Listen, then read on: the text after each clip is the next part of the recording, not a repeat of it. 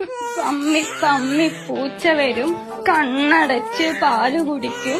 പൂച്ചക്കുട്ടി എങ്ങനെയാ കരയുന്ന?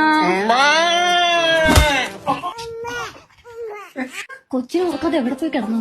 നിനക്ക് കൊച്ചു പിള്ളേരെ കാണുമ്പോ സോ ക്യൂട്ടെന്ന് പറഞ്ഞ ഓടി ചെല്ലുവായിരുന്നല്ലേ. ഇട് തൂ കിടക്കും. അല്ല, മോൻ എന്തിനാ 500 രൂപ വെച്ചിട്ടും പോയാ?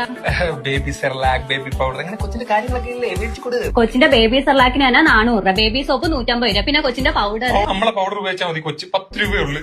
നിന്റെ ഡെലിവറിയുടെ 3 ലക്ഷം രൂപ ക്ഷീണം ഇതുവരെ മാറിയിട്ടില്ല. നമ്മളിങ്ങനെ ചിത്രമൊക്കെ കാണിച്ചാലേ നമ്മുടെ കൊച്ചി ഈ നാട്ടിലെ ഏറ്റവും വലിയ സ്കൂളിൽ ചേർക്കണം. അതാവുമ്പോ 1 ലക്ഷം രൂപ ഡൊണേഷനും മാസം 12,000 രൂപയും കൊടുത്താൽ മതി.